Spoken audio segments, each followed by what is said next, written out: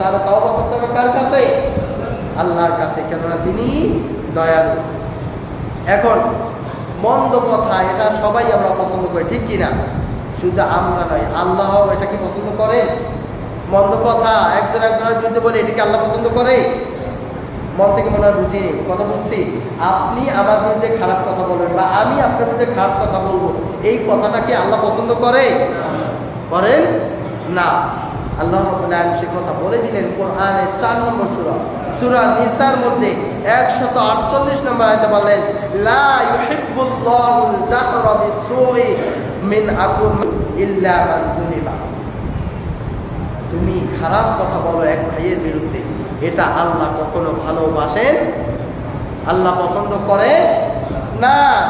লা ইউহিব্বুল্লাহ, আল্লাহ ভালোবাসেন না জাহরা, তুমি প্রকাশ করে দিবে, তুমি সকলের কাছে বলে বেড়াবে বিসু, খারাপ কথা, খারাপ কাজ, মিনাল কওল, তোমার কথার মাধ্যমে, মিনাল কওল, তোমার কথা, যে কথার মাধ্যমে কোনো খারাপ প্রশ্রয় পাবে, বিস্তৃতি লাভ করবে, এটা আল্লাহ পছন্দ করেন।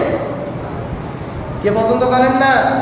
কোরআনের কথা, কোরআন পবিত্র কোরআনের 4 নম্বর সূরা, সূরা নিসার মধ্যে রয়েছে ইল্লা মান যুলিমা। তাহলে এখন বলবেন, এক লোক আপনাকে অন্যায়ভাবে মামলায় ঢুকিয়ে দিল, আপনার বিরুদ্ধে নারী কেলেঙ্কারি দিয়ে দিল, সমাজে সকলের কাছে আপনাকে মানহানি করলো, অপদস্থ করলো, এখন কি করবে?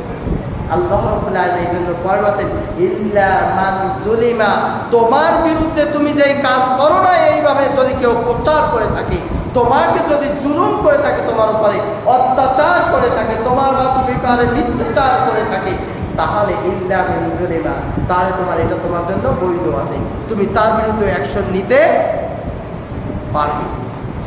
অ্যাকশন নিতে, আমার বিরুদ্ধে যদি কেউ মানহানি মামলা করে, আমার বিরুদ্ধে কেউ যদি ধর্ষণের মামলা আনে, আমার বিরুদ্ধে যদি কেউ সুদ ঘুষের মামলা নিয়ে আসে করে, আর আমি যদি এর সাথে লিপ্ত না থাকি, তাহলে এর প্রতি উত্তরে আমি এটা করতে পারবো। আল্লাহ এই জন্য বলছেন ইল্লা মান যুলিমা, যদি তুমি করোনায় তোমার উপর জুলুম করে থাকে, অন্যায় করে থাকে, তাহলে তোমার জন্য এটা বৈধ।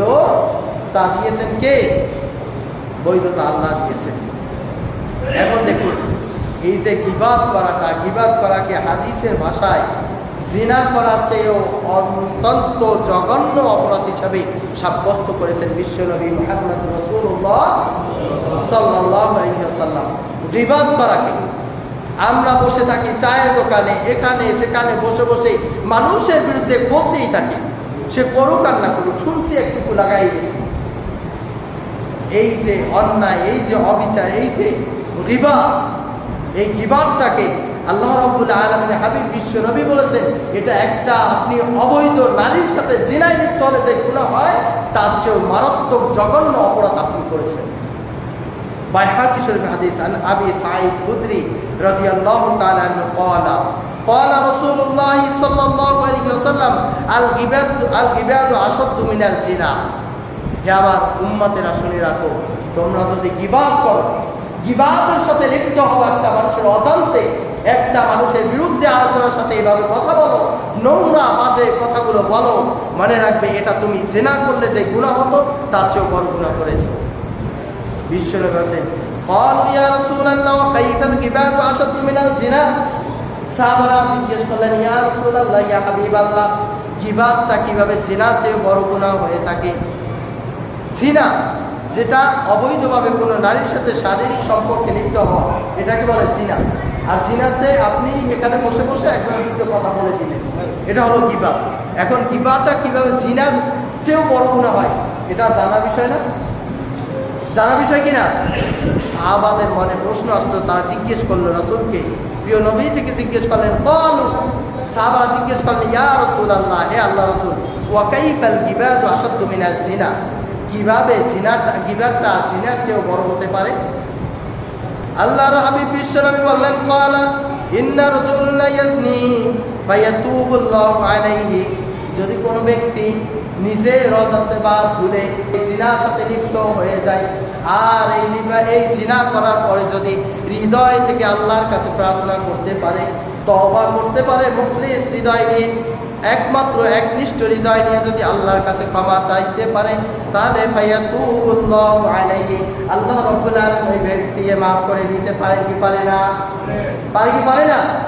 রাসূলুল্লাহ বলছেন, যদি জিনা করার পরে একদম নিজেকে অপমানিত মনে করে, ভুল প্রমাণ করে যদি আল্লাহর কাছে প্রার্থনা করে, যেমন হাদিসে এসেছে একটা নারী জিনার সাথে লিপ্ত হয়েছে। লিপ্ত হওয়ার পরে, জিনার পরে ওনার হঠাৎ করে সুবুদ্ধির উদয় হলো। কিন্তু বললো যে আমি তো জঘন্য অপরাধ করেছি, জিনা করে ফেলেছি, এখন কি করা যায়? সে রাসূলের কাছে গেলেন সাল্লাল্লাহু আলাইহি ওয়াসাল্লাম। মহিলাটা রাসূলুল্লাহ সাল্লাল্লাহু আলাইহি ওয়াসাল্লামের কাছে গিয়ে বলেন, ইয়া রাসূলুল্লাহ, আমি জিনার সাথে লিপ্ত হয়ে গেছি, আমাকে শাস্তি দেন। আমি জিনার সাথে লিপ্ত হয়ে গেছি, আমাকে শাস্তি দেন। যখন বলছেন, রাসূলুল্লাহ সাল্লাল্লাহু আলাইহি ওয়াসাল্লাম বললেন যে তুমি অপেক্ষা করো, দেখো তোমার গর্ভে যদি সন্তান এসে থাকে, সেই সন্তান অপরাধী নয়, অপরাধী তোমরা দুইজন, অতএব এখন তোমাকে শাস্তি দেওয়া যাবে না, সে একজন নিরপরাধ তোমার ভিতরে রয়েছে। এই জন্য যখন হলো সে প্রেগনেন্সি হয়ে গেল, খাওয়ার পরে বিশ্বনবী বলেন, যাও সন্তান প্রসব করার পরে তারপরে আসবে। যেই দিন প্রসব করলো, পরের দিনই সেই বাচ্চা কোলে নিয়ে রাসূলের দরবারে এসে হাজির হলো। ইয়া রাসূলুল্লাহ, আমি সন্তান প্রসব করেছি, আমি তো জিনা করেছি, জিনার সন্তান, রাসূলুল্লাহ আমাকে শাস্তি দেন। বলল, তুমি অপরাধ করেছো, তোমার এই ছোট্ট দুগ্ধ সন্তান অপরাধ করে নাই, যাও তাকে লালন পালন করো। লালন পালন করতে গেলে 2 বছর পর্যন্ত লালন পালন করলো। যখন তার দুগ্ধ খাওয়া শেষ হলো, রাসূলুল্লাহ বলছেন, দুগ্ধ খাওয়া শেষ হলে অন্য খাবার যখন ধরবে, যখন সে তার মাকে ছাড়া জীবিত থাকতে পারবে, সেই মুহূর্ত পর্যন্ত পৌঁছার পর্যন্ত তোমাকে অপেক্ষা করতে হবে। এরপর সে হাতে খেজুর দিয়ে বিশ্বনবীর দরবারে এসে বললেন, আজকে সে খেজুর খেতে পারতেছে, আজকে সে অন্য খাবার খেতে পারতেছে, ইয়া রাসূলুল্লাহ, আমি আপনার সামনে উপস্থিত হয়ে গেলাম। এই বলে যখন আসলেন, বিশ্বনবী তাকে রজমের হুকুম দিলেন। রজমটা হলো জেনার ক্ষেত্রে কোমর পর্যন্ত মাটির মধ্যে গেড়ে দিয়ে পাথর ছুঁড়ে তাকে হত্যা করা। এই নারীকে এভাবে পাথর ছুঁড়ে হত্যা করা হলো। এই হত্যা করতে গিয়ে সাহাবা একদম পাথর ছুঁড়ে মারছে, ওই রক্তর ফিনকি ছিটে এসে তার গায়ে লাগছে। অভিশাপ দিতে লাগলো, রমণী জাহান্নামী হও, তোমার নিকৃষ্ট রক্ত আমার গায়ে এসেছে। বিশ্বনবী সাহাবাকে নিষেধ করলেন, থামো, এই রমণীর তওবা আল্লাহ কবুল করে নিয়েছে। সুবহানাল্লাহ। সে একবার নয়, 2 বার নয়, 3 বার ইতস্তবত করেছে, গুনাহকে স্বীকার করেছে, তওবা করেছে এবং তার দুনিয়ার শাস্তি হয়ে গেছে। আল্লাহ তার তওবাকে কবুল করে নিয়েছে। সুবহানাল্লাহ।